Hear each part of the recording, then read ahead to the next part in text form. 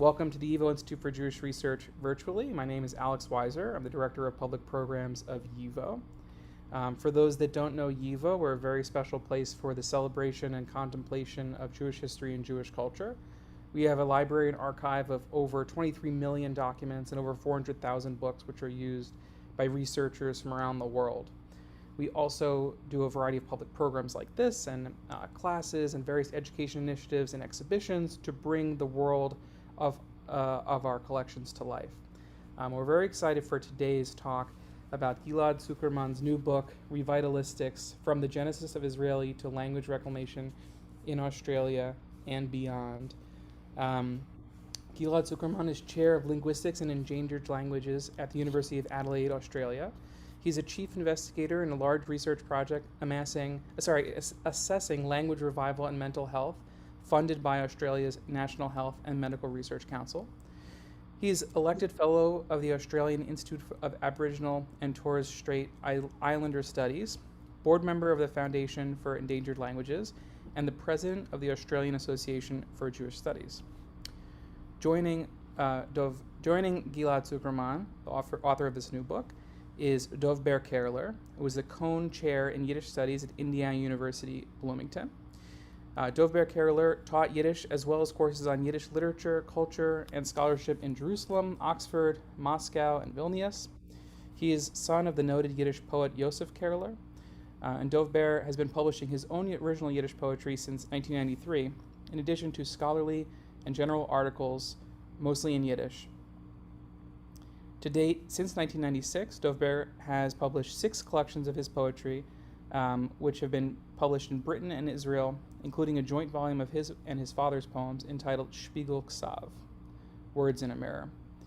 So, Ghil'ad, Dov-Ber, thank you so much for joining us. We're really excited for this conversation, and take it away. Okay, can you hear me? Yeah, Yeah, I can hear you, Dov-Ber. Okay. First of all, I would like to thank all the people that joined us at this ungodly hour in Israel. And we are talking to you, both Ghil'ad and I, from the near future. We are already the 8th of June, whereas we are still the 7th. And it's a really privilege to be invited to talk with Ghil'ad about his most recent book. I'm familiar with Ghil'ad's work since its postgraduate inception in Oxford. We go back 22 years, ever since he appeared in Oxford. I met him the first day, I believe. And I'm quite au courant with his tremendous growth and development and reaching out into different areas. I would like to ask Ghil'ad to tell us what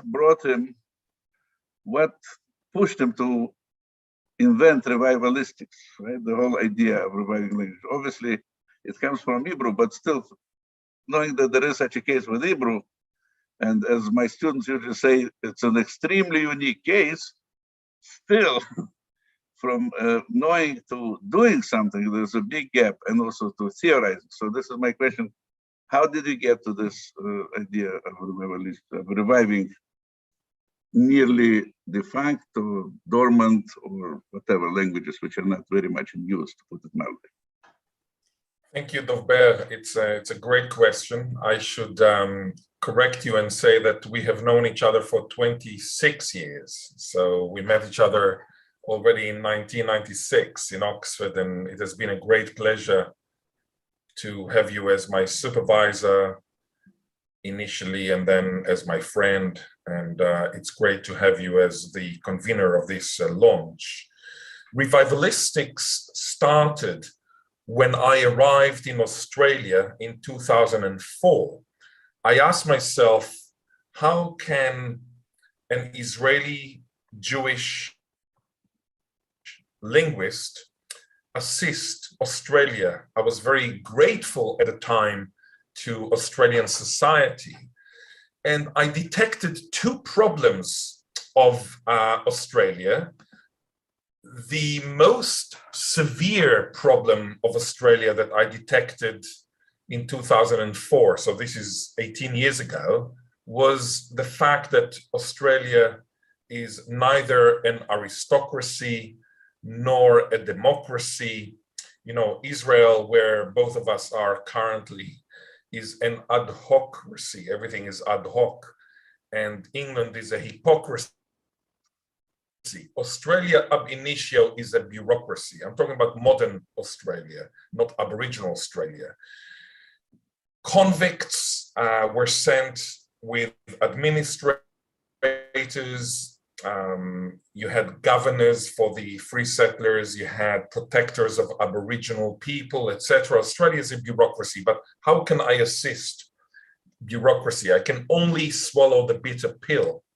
The other problem that I detected in Australia in 2004, and this was my personal voyage, was the Aboriginal plight. The fact that Aboriginal people who had been in Australia for 50,000 years, having walked from Africa to Australia, the water was obviously shallow at the time, they have been colonized and discriminated against. Had I been a dentist, I would have given them teeth. Many Aboriginal friends of mine have no teeth. Had I been a psychologist, I would have got them out of smoking. Almost 100% of my Aboriginal friends are smokers, as opposed to almost 0% of my white fellows in Adelaide, they do not smoke. But I, at the time, in 2004, was an expert of the Hebrew revival and an expert of language contact, and with special attention to Hebrew, Yiddish, and the resulting Israeli, the cross-fertilization between Yiddish and Hebrew resulting in my mother tongue, which is Israeli. So I said to myself, I'm going to assist Aboriginal Australians with reconnecting to their languages that were subject to linguisticide. Out of 400 languages in Australia prior to colonization, only 12 are alive and kicking, 3%. 97% were either subject to linguisticide, meaning they are dead, they're sleeping beauties or dreaming beauties if you want, or they're about to fall asleep. So I decided to dedicate my life to the reclamation and empowerment of Aboriginal languages and cultures. And then I said to myself, I need 3 components in this revivalistic endeavor. This was 18 years ago. The first is in the macro. This is the establishment of a trans-disciplinary field of inquiry surrounding language reclamation, revitalization, and reinvigoration from any angle. It can be linguistics, but also law, mental health, dance, theater, anthropology, etc., architecture. And this was the macro. And the book Revivalistics, which I published during the coronavirus carnivorous pandemic, panic, is exactly the answer to this macro. In the micro, I decided to reclaim a specific Aboriginal language, that's Barngarla. And in the mucro, I decided to establish a MOOC, a massive open online course. And this is something I did several years ago. So it was a macro, micro, and mucro.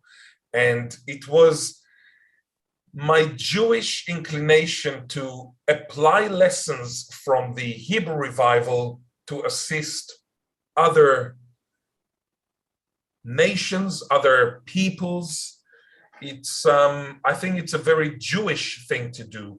And having seen the limits of language revival in Israel, I can predict very clearly what is revivable and what is unrevivable, and therefore I can make the reclamation of an Aboriginal language much more efficient, much more efficacious compared with, say, Eliezer Ben Yehuda's endeavors resulting in our mother tongue Israeli. You do compare, of course, the problems and the realities of reviving Hebrew as opposed to Aboriginal languages. And one of the things that drew my attention was that we were talking about language ownership, right? And I thought language ownership meant that Jews claim that Yiddish is their language, or Jews claim Hebrew is their language. But turns out it's more like a closed club. So if we own the language, nobody else is allowed to use it. That's what I said. Nobody else is welcome to use it. That's it. Exactly. The Aboriginal state, yeah. So could you tell us a bit more about it?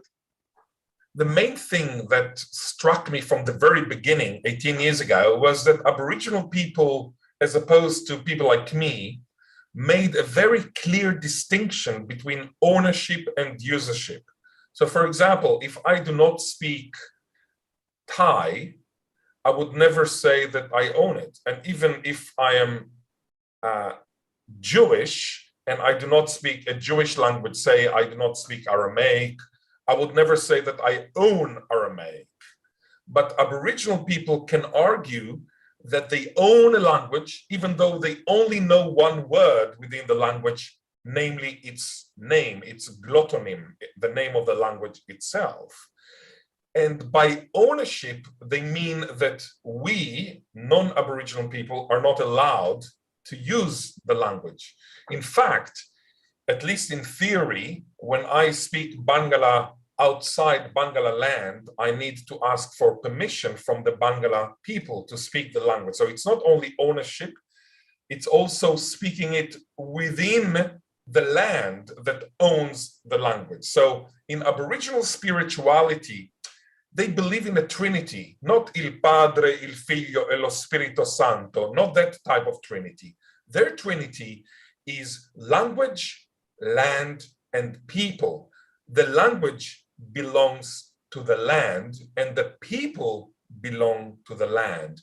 According to Aboriginal spirituality in Australia, when you speak to a koala in Adelaide, where I live usually, you need to speak to that koala in Kaurna, the language of Adelaide, because otherwise the koala might not understand you, because the koala belongs to that piece of land that also has the language. So it's very interesting to have this kind of spirituality within Aboriginal culture. When it comes to ownership, in order for me to teach the Barngarla their own tongue, which unfortunately had been linguicided, so nobody speaks it before the revival, I need to ask for permission. I cannot just, you know, like a German, any German can decide, I want to learn Hebrew, you know, nobody, he or she does not need to ask for permission. In Australia, you need to ask for permission. And of course, we have many issues. For example, if you want to teach Barngarla in a kindergarten in Adelaide, which is something we do, we must ask the Barngarla people to approve of it, etc. So the ownership is actually a hurdle compared with the Israeli language, because there is no ownership. If you're Jewish in America and you do not speak Israeli, you cannot say that you own Israeli, or that you own Hebrew, and Christians are not allowed to study it. Absolutely not. So you're right.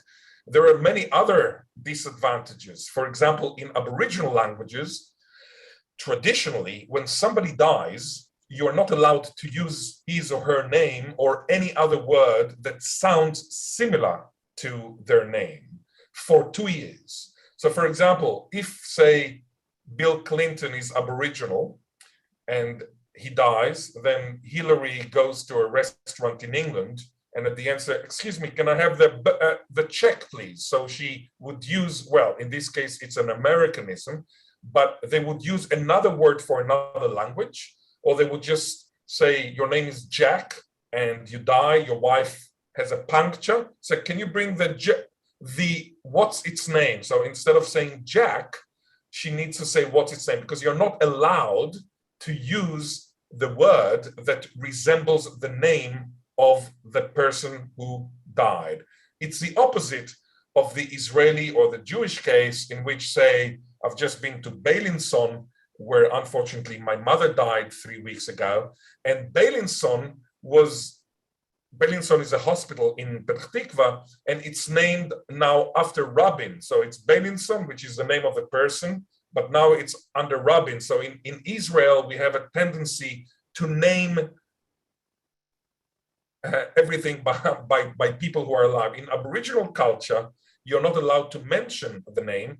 And in fact, when I thought about it, I arrived at the conclusion that this is their way to eternalize by avoidance. The moment you have a puncture and you cannot say Jack, you remember your husband, Jack. So by avoiding, by tabooing, you actually continue to remember. It's like you don't want to have a Freudian slip. So you always remember the person who died. So this is another disadvantage when it comes to Aboriginal languages.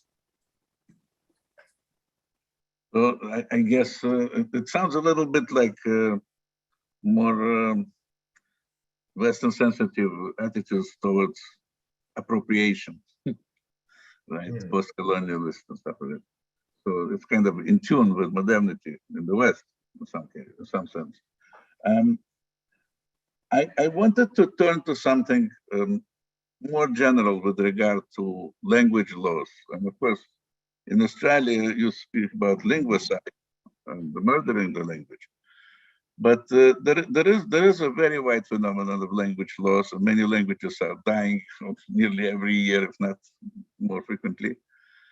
And this is not something which is necessarily caused by power and coercion.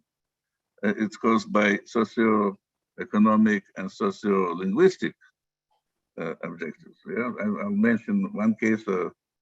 A colleague of mine who was a grad student in Indiana, his name is, I think, John North Washington, also was interested in Yiddish, but he's a specialist in Kazakh and Chuvash. And he was telling me he went, I don't know, either to the Chuvash people or to the Kazakhs, and he tried to speak with them in the language. He said, but why do they speak Russian? Who cares about Chuvash? Let's speak Russian. Russian is an important language, right? So there's this idea, this phenomenon of people really not interested in keeping up their own language, which you might also say in some sense about East European Ashkenazi Jews, where the word Ashkenazi is kind of superfluous because this is the default.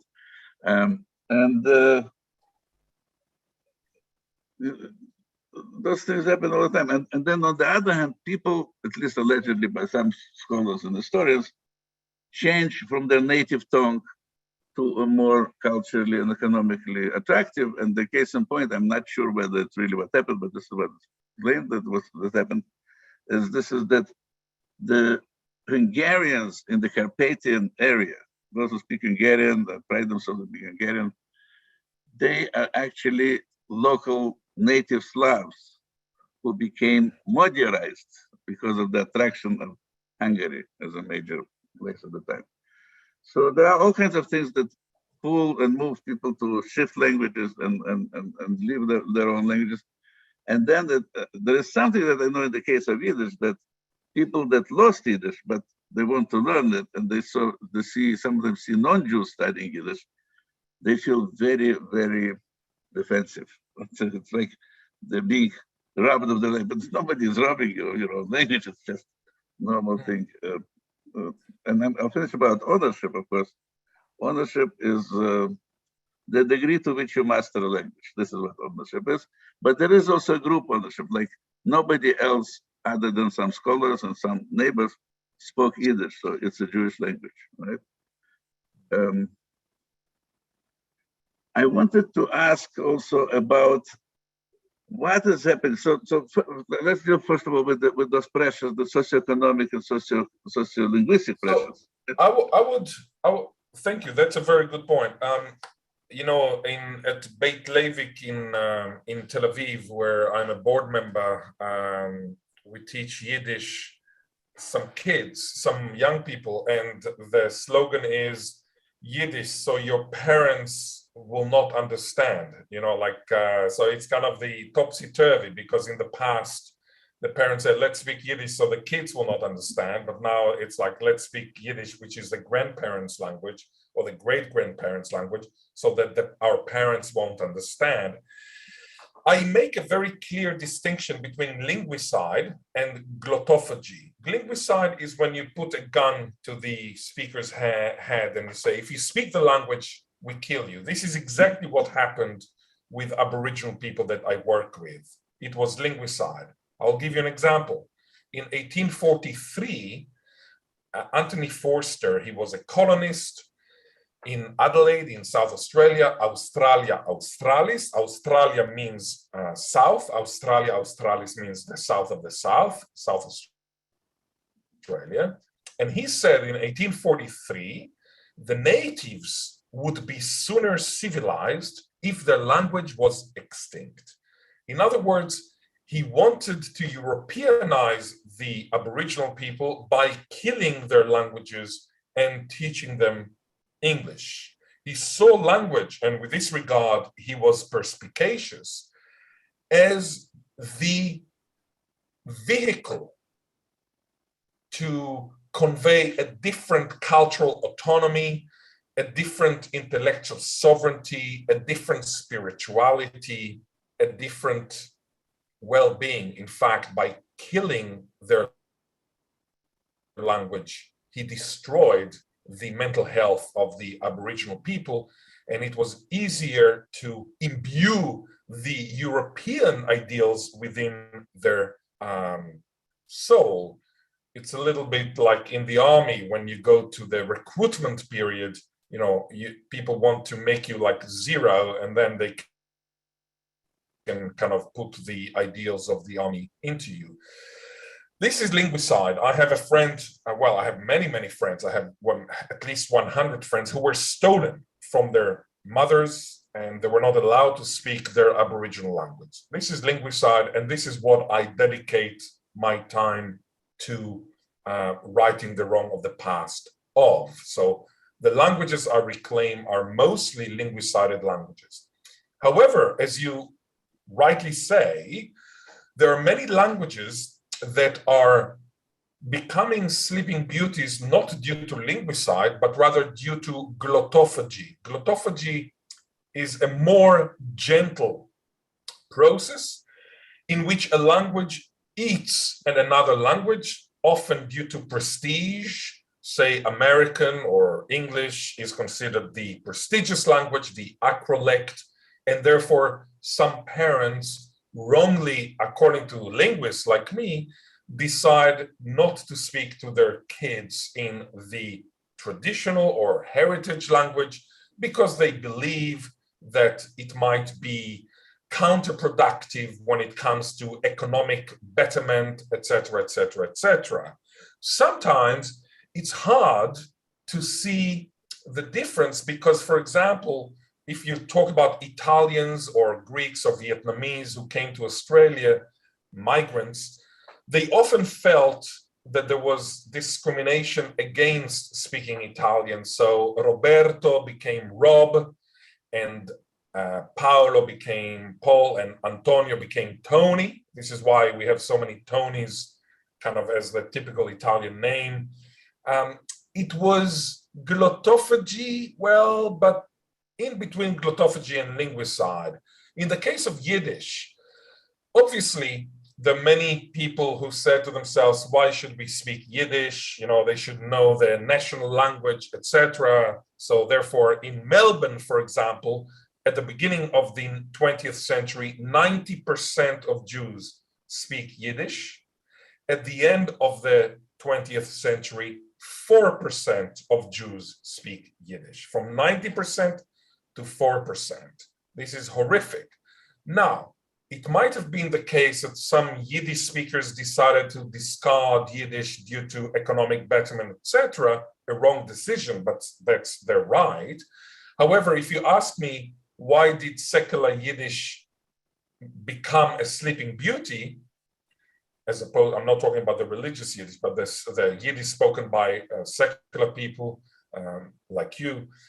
Well, I would definitely say that there were three elements other than this kind of gentle glutophagi. The first one was obviously communism. Second one was obviously Hitler. And the third one was Zionism. As you know, David Ben-Gurion, when he listens to Rozhka Korchak in 1944 in the Histadrut in Israel, she speaks about the Holocaust in her Mameloshen, in her native tongue, in her mother tongue, namely Yiddish. And he says with a lot of chutzpah, after she finishes her speech, "Ze ata dibra po chavera besafa zara vetzoremet." Just now, a member spoke in a cacophonous foreign tongue. He refers to Yiddish. He's the prime minister, well, the future prime minister of Israel. He refers to Yiddish as a foreign cacophonous language. So the person who decides not to speak Yiddish to her kids or in Tel Aviv at the time might have been influenced by this ideology that Yiddish is diasporic, religious, feminine, persecuted, feeble, weak language. So it's very hard sometimes to say whether the decision not to speak a language is really based on an organic shift happening. And shift happens, I totally agree with you, Dov-Ber. Shift happens, people move from one language to another. That's reality. We have 7,000 languages today. Within 100 years, we will only have 700 languages. 90% of the world's languages, in my view, will disappear within 100 years. We will end up only with 10% of languages. Many of those might have been due to gentle glutophagi, but I think that in the 20th century, in the 19th century, in the 18th century, especially when it comes to the New World, we see a lot of pseudo-glutophagi. Actually, it's more linguicide, but without the gun. It's just this feeling that if we continue to speak in the heritage language, we might be, discriminated against, etc. So it's a continuum. It's very hard to distinguish between linguicide and glutophagi. Right. I was thinking about the episode of Ben-Gurion, David Ben-Gurion. David Ben-Gurion. It's a very complex matter, and also about the phobia of Yiddish, because if you take the travelogue memoirs by Yehoash when he went to Palestine on the eve of the First World War, the Great War, people were terrified that he'll establish a jargon newspaper. People in Eretz Yisrael were terrified of Yiddish, which was very successful in the field of culture and printed matters and theater. That's why the prohibition was invented, not to let people play in Yiddish in Eretz Yisrael, even before the 1950s. Ben-Gurion's first book that he published was, of course, in Yiddish, The Geography of Eretz Yisrael, claiming that land of Israel can be used as a sustainable place to establish a state and human society. I think it was very mixed up on this. Even Bialik, the great Bialik, who wrote also amazingly interesting and very probably the most important type of poetry at the time, most mature from point of view of form. Bialik had the problematic. They all had very problematic relationship with Yiddish. They had kind of truly love and hate, right? So that's just a little something. Just to say, it's not. It goes even further. There were very few exceptions, like Uri Tzvi Grimberg, who continued until well into the 50s, publishing in Yiddish poetry, right? So this is just a little comment. But thank you very much for this amazingly panoramic and important discussion. I would like to turn now to something that you use, something which is totally novel to me, and it's called culturomics, Thermotomics, or Yes, called culturomics? Thermotomics. Thermotomics, But before you turn to Thermotomics, I would like just to refer to what you've just said, because it's an important point. yeah. It's true that Yiddish was fought against. For example, you alluded to Gdud Meginei Safa, the battalion for the defendants of Hebrew, who used to tear signs in Yiddish in the 30s, in the 20s, in the 30s of Tel Aviv. They used to beat people who spoke Yiddish.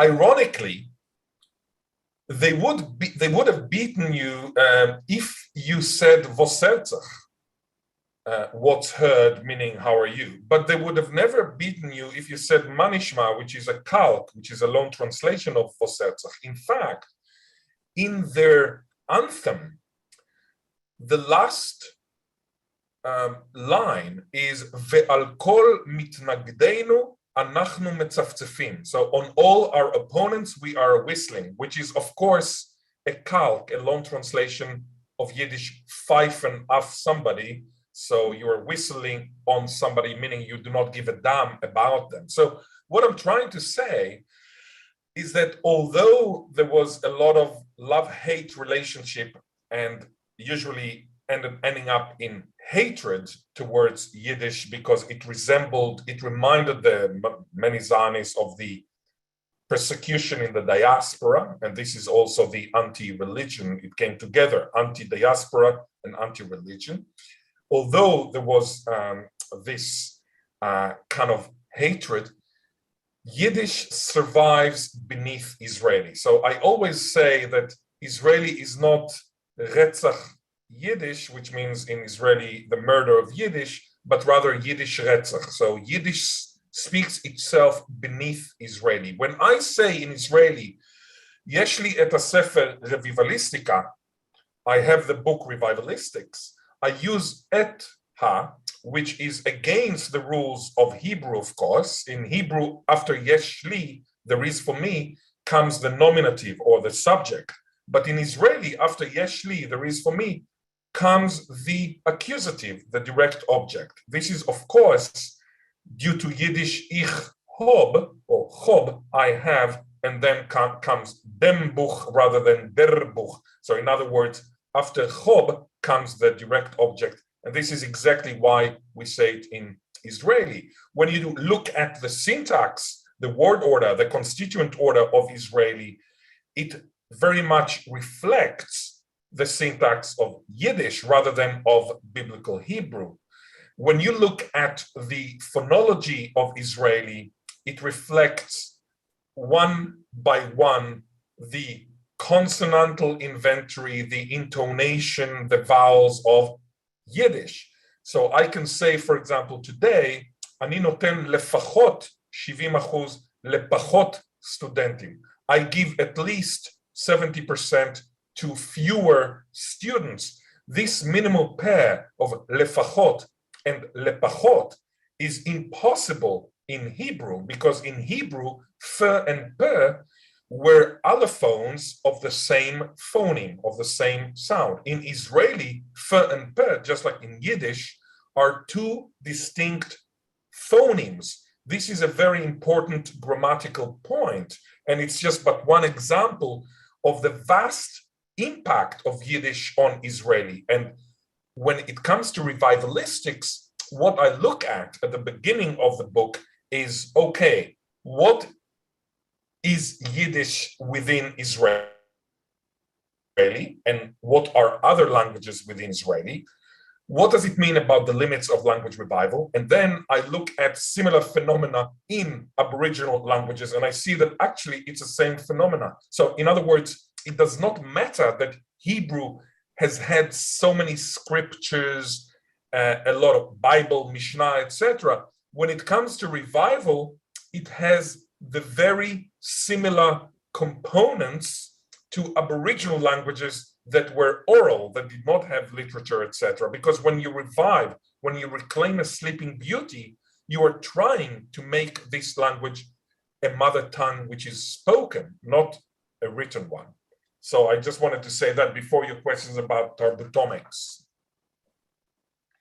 Great, thank you very much. The reason I want to talk about Thermotomics, right, is precisely because the sole branch of inquiry and study and research, as far as and I really don't know, it's totally new to me, is, as far as I understand, based on text, right? It's about different frequencies of words, you know, how they go up and down and whatever, and how often they're used and in what context, so on. So it's based on written language, right? Yes.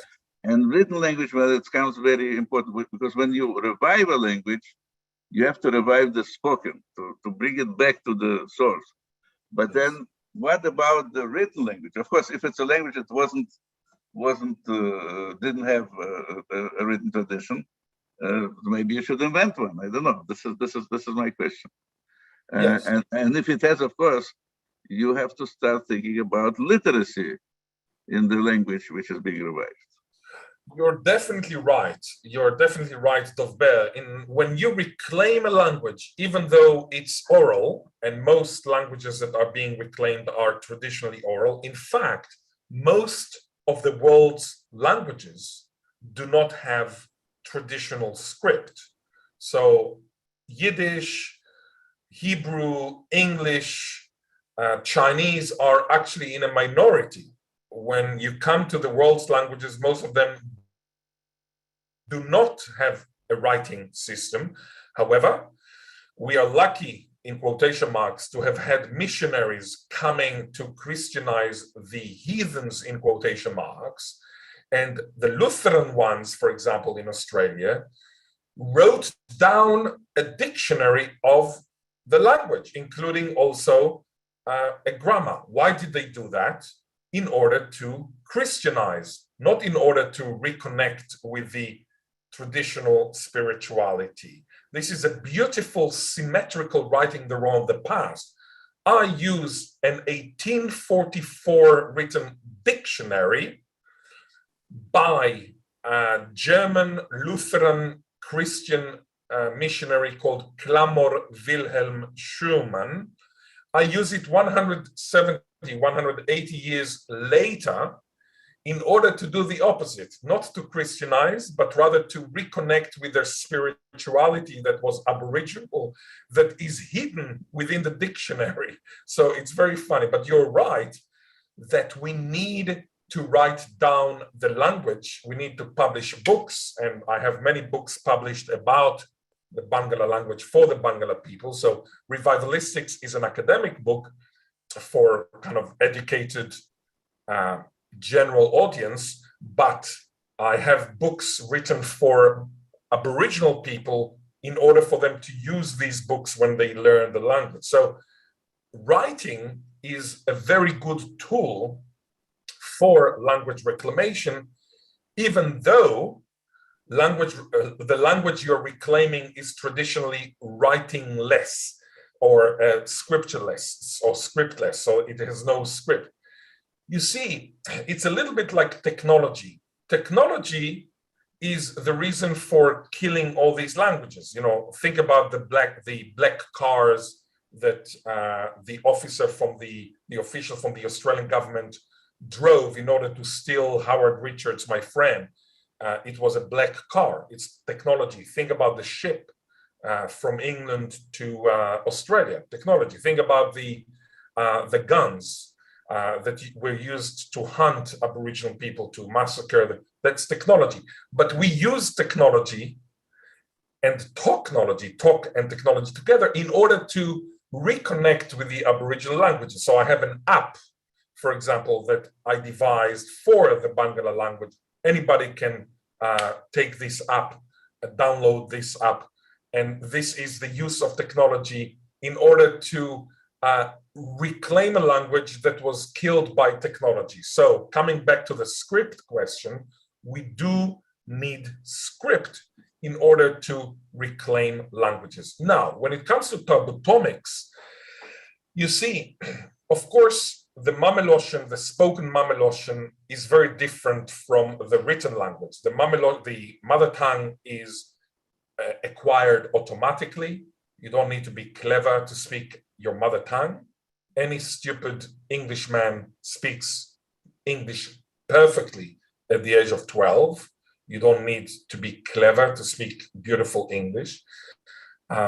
So this is something automatic, as opposed to the written language, which is obviously a habitus, which means a convention, a social convention. I'm using Bourdieu's term, habitus.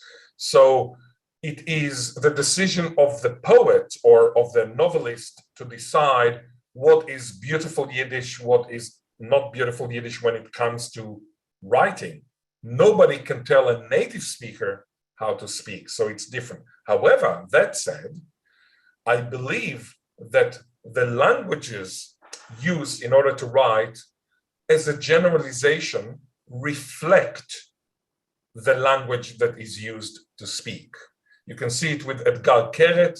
When Ghil'ad Zuckermann writes, his language, which is literary Israeli, reflects the spoken language. You can see it with, I believe that the Old Testament or the Hebrew Bible, the language there reflected the spoken language. Of course, there were differences, but when people say, oh, Shakespeare, how did he write? Well, I mean, his writing reflected the language of the time, which obviously was very different from today. So a lot of this, oh, that's divine, is simply because it's a different English spoken at the time. Now, if you take this axiom, if you accept it, then it means that we can use Thermotomics in order to learn also about the spoken language. So for example, in culturomics, you can look at the word God, and you see that God is dead, in the sense that in the past,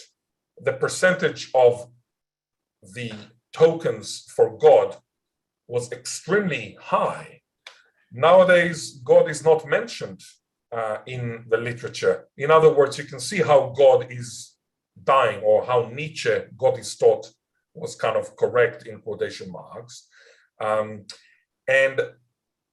following the same train of thought, if I look at books written in Israeli and I can see helicopter in 1930 being much more common than masok, and then I can see masok in 2022 much more common than helicopter, I can deduce or induce, I can induce that masok in the spoken language took over from helicopter. So although I make a very clear distinction between the native mother tongue and the habitus written language, I do believe that the habitus written language reflects, not perfectly, but reflects the spoken language of the time. And therefore, Thermotomics, which is modeled upon culturomics,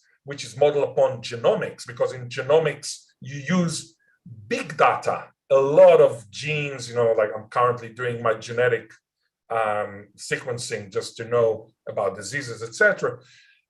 It's a lot of data, so we can use billions of tokens when it comes to words, and we can learn a lot about the languages, hence the chapter about Thermotomics. I think we have to watch a little bit the time, so I'll mention two questions I would like to be dealt with. One is,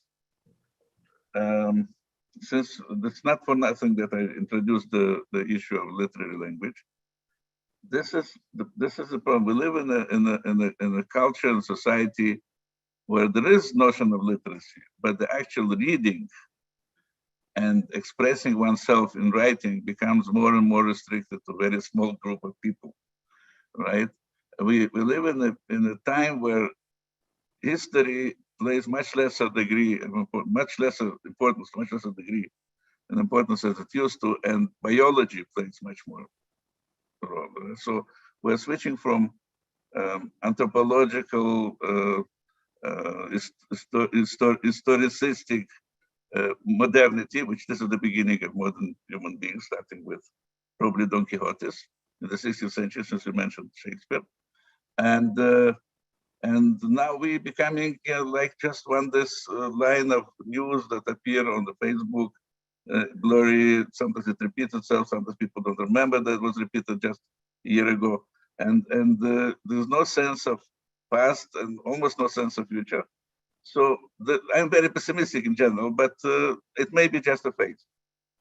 And this is my question: what about the role of literary form or of written language and literature in the case of maintaining Yiddish? And obviously we do have native Yiddish speakers.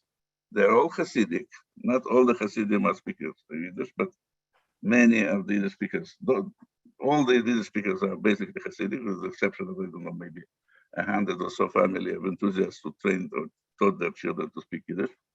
Very difficult task, by the way, because children need peers to practice the language. They cannot just take it from their parents. It's very difficult to get it from the parents.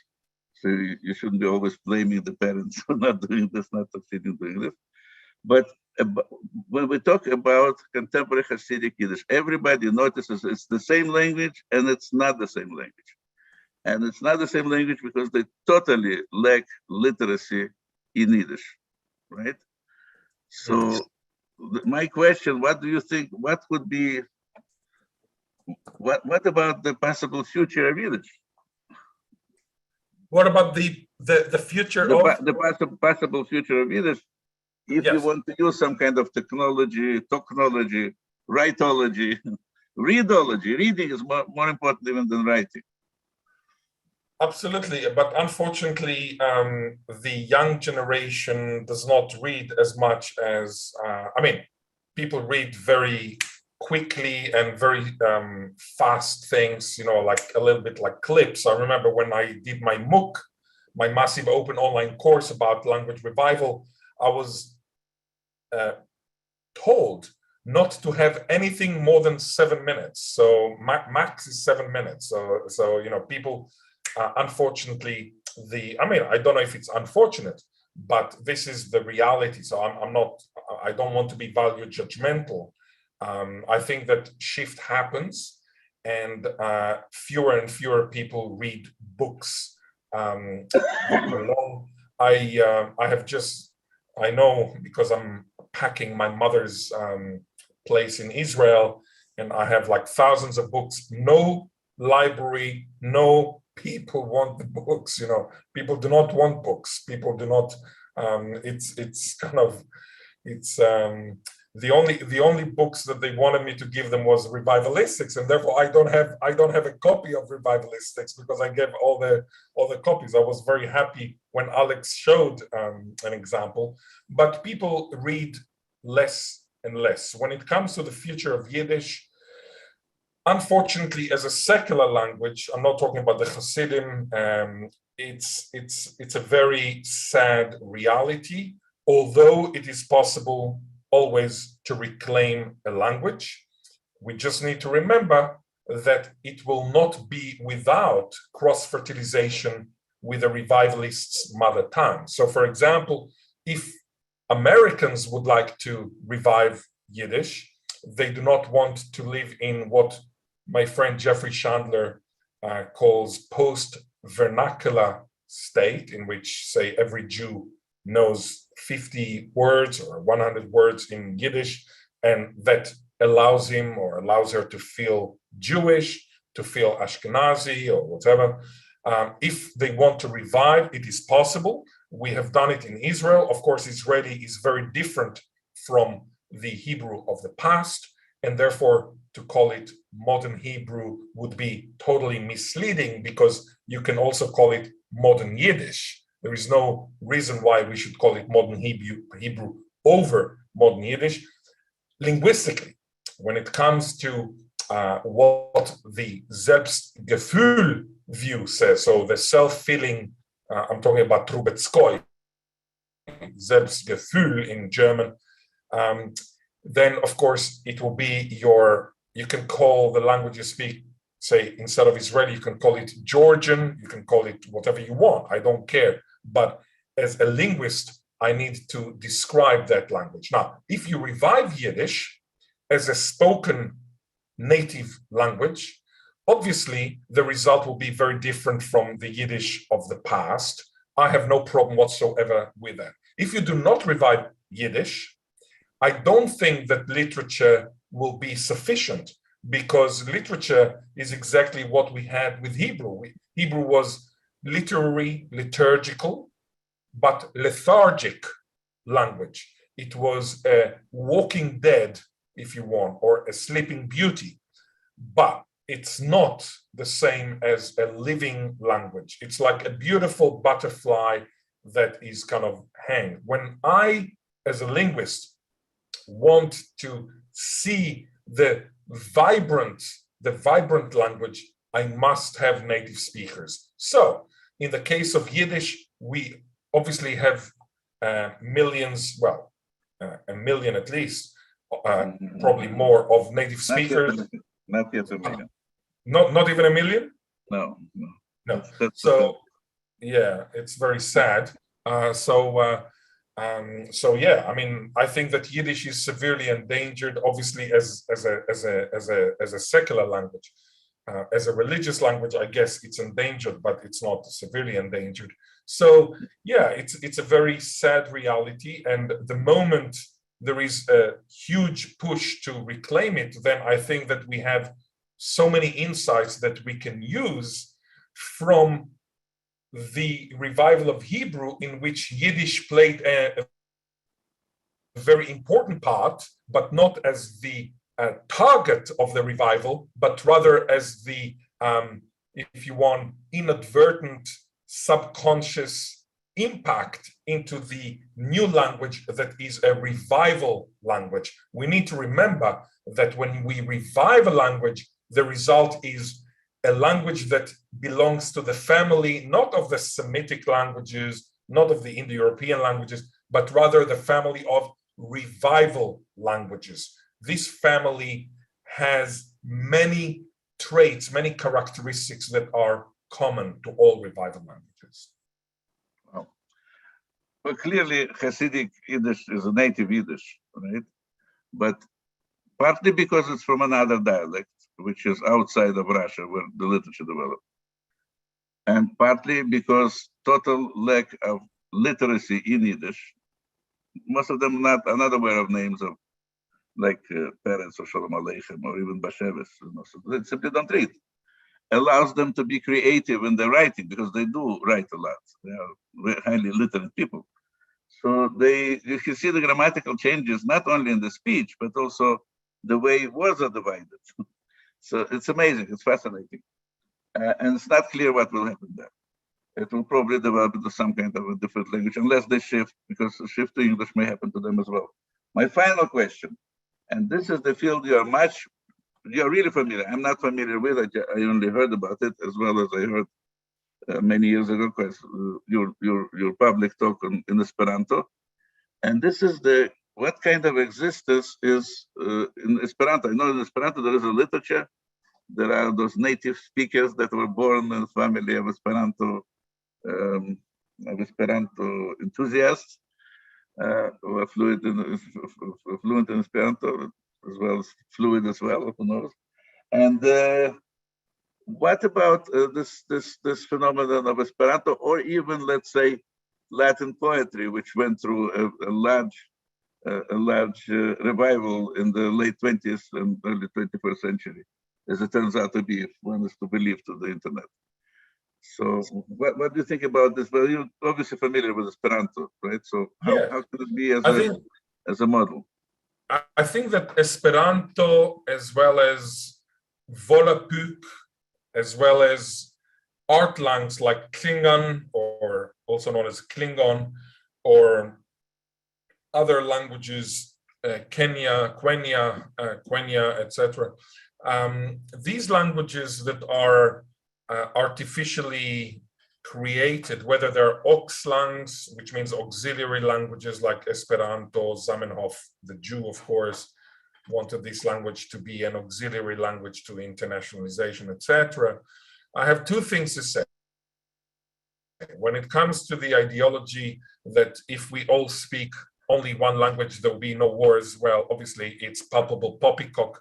It's enough just to Google Syria 2019 or Rwanda 1994 to find out people killing each other like animals, even though they speak the very same dialect. So this idea that if we have one language, there will be no wars, etc., this is obviously palpable poppycock. However, I do support a world in which every person is quadrilingual, just like many Jews in the past. Firstly, he or she speaks the international language, be it Esperanto, be it English, be it Mandarin.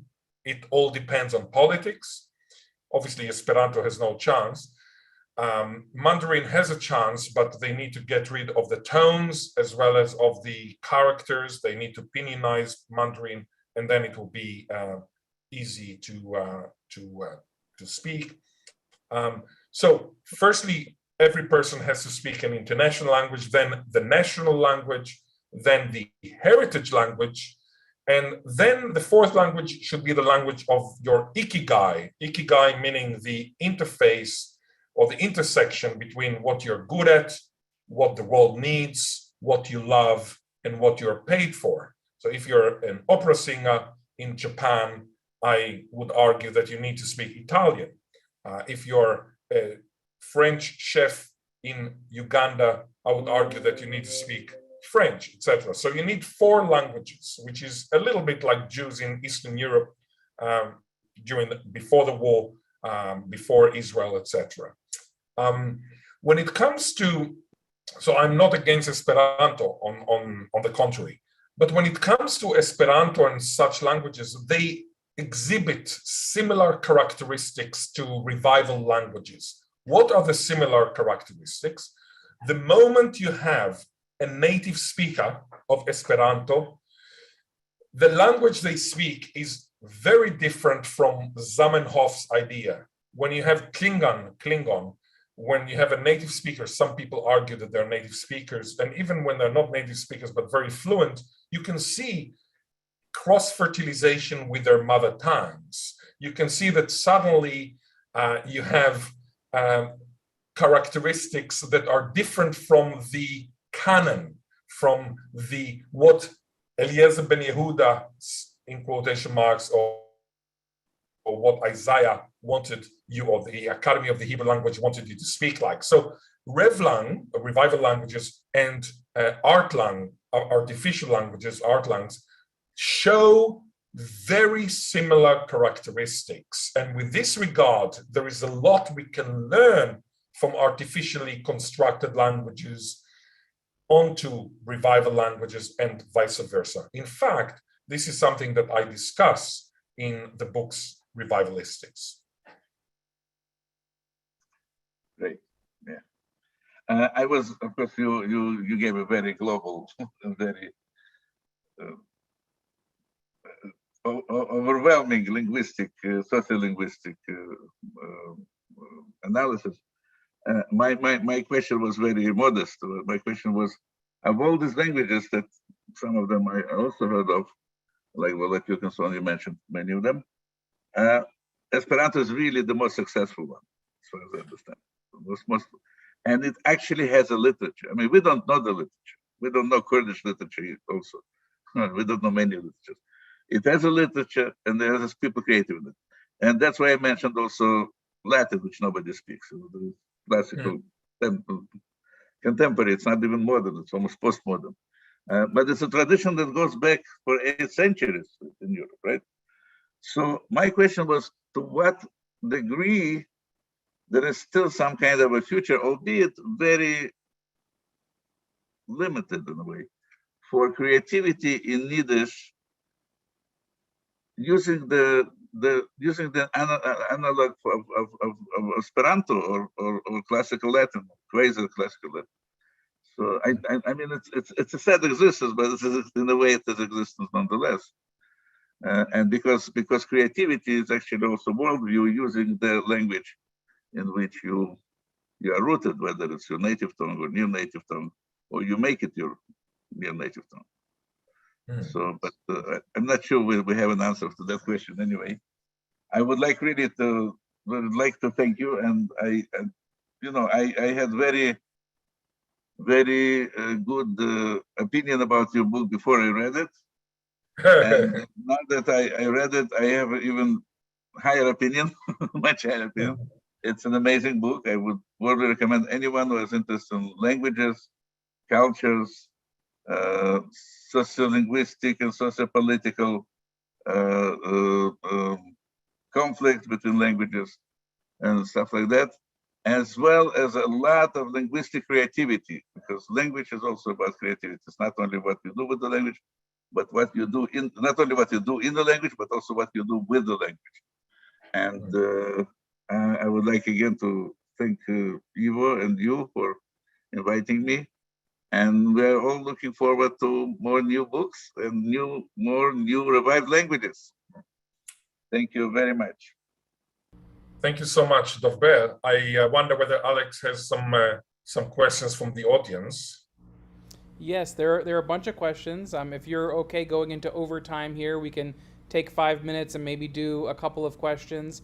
But first, I just want to say thank you both so much. This has been a really fascinating conversation. I'm very grateful for your sharing this with us. First question, and you touched on this, so maybe just let us know if there's anything else you want to add. But why do you call modern Hebrew Israeli? Right. So there was a very clever guy in China. If I mentioned China recently, I mentioned Mandarin. And at the time when the Bible was codified, which is 2,500 years ago, I'm talking about the Hebrew Bible, he wrote a book called Analects in Mandarin. His name was Confucius. And he said very cleverly, be a Zhengming Hu, be a Zhengming Hu. The first thing one has to do is to rectify names. What he meant was that when a politician gets power, they need to rename things, because the name, after all, defines the way that the hoi polloi, the normies, would think of the referent the name stands for. So people who believe that name is unimportant, like Shakespeare, what's in the name? That which we call a rose by any other name would smell as sweet. Well, I mean, al-Qaddafi thought of Shakespeare as Sheikh Zubir, yeah? Sheikh Zubir, he thought he was an Arab. In other words, the name defines the way you look at things. If I call Israeli Hebrew or Israeli Hebrew, etc., I believe that the reader might miss my point. My point is not that Israeli is a result of an organic evolution, as say Italian is a result of an organic evolution of Latin. No, it's not the case of Israeli. Israeli is not an organic evolution with some impact from Yiddish, as the Academy of the Hebrew Language wants us to think. Israeli in 1886, when Itamar Ben Yehuda starts speaking, he does not speak Hebrew with Yiddish influence. He speaks a new language, an Alt-Nai Lang, not Alt-Nai Land. Alt-Nai Land, it's because of on condition that, yeah, Alt-Nai, not only Alt-Nai, but also Alt-Nai, on condition in Hebrew. Alt-Nai Land, on condition that we understand that this language is a cross-fertilization of several languages, namely Hebrew and Yiddish. To call it, as I said, Israeli Hebrew is misleading, because at the same time I can call it Israeli Yiddish. Why not? A lot of Israeli is actually Yiddish. Sometimes you cannot see it. Intonation is hard to quantify, etc. But actually it is. So the name is a tool for me to use in order to convey my message, so to speak, which is that the language we speak in Israel, on the one hand, is a phoenix. This is rising from the ashes. This is Hebrew. But on the other hand, it's a cuckoo. laying its eggs in the nest of another bird, tricking it to believe that it is its own offspring. This is Yiddish. On the other hand, it's a magpie stealing from American, stealing from Arabic. Most of the curses, the swear words in Israeli are Arabic, right? So we stole it from Arabic. But when it comes to the grammar of Israeli is based on Yiddish, as well as it's based on Hebrew. Very, very little influence from Aramaic, very, very little influence from Akkadian.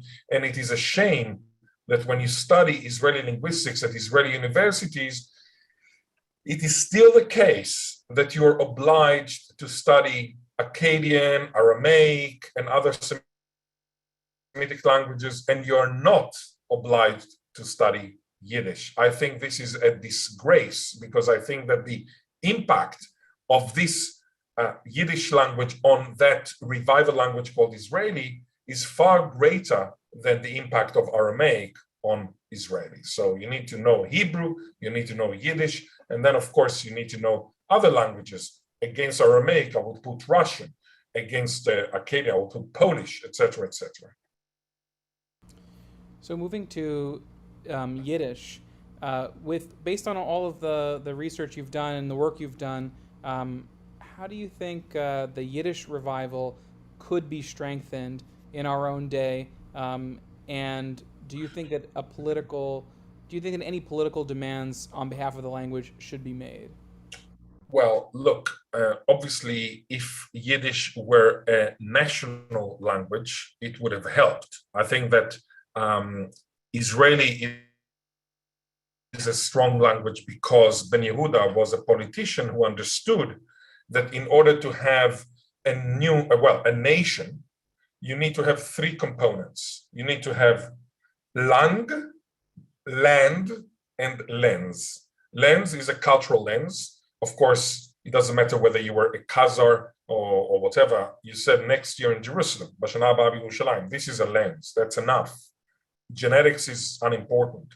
I happen to know that I'm a Kohen from 3,500 years ago from Israel. So I've done my DNA test. But I'm sure that some Jews might be from different genetic pool. It doesn't really matter. You had the lens.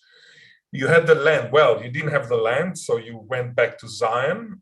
There were some ideas to have it in the Kimberleys. In 1933, Melech Ravitch, a Yiddish poet, went to the Kimberleys in Australia, to the Northern Territory in Australia, and wanted to establish a Jewish state there. And then there was Yitzhak Steinberg, who wanted to do it in the Kimberleys in Western Australia, Northern Territory. I visited all the places there, and it's a wonderful place. This is the land. The land, Eliezer Ben Yehuda understood that you need to have a national language that unifies everybody. Had Yiddish had a land, I am certain that it would have helped the reclamation of Yiddish as a spoken, native, secular tongue, not only as a religious tongue.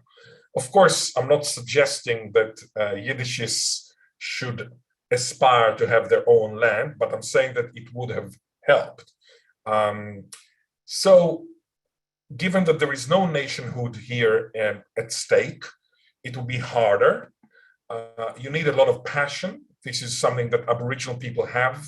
They want to reconnect with their heritage because they know that they were discriminated against, they were linguicided, they were taken everything. So there is a lot of ideology behind it, even though there is no nationhood request. They don't want to have their own state.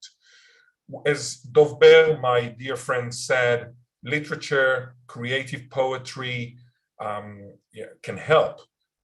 But I think that you need to have a native vernacular that is at the heart of the language. Otherwise, you don't want to have a museum of language. You want to have a living language. You want the butterfly to be alive. It might be dirty, it might be injured. I went to a farfallarium and I saw that most butterflies are actually injured and dirty.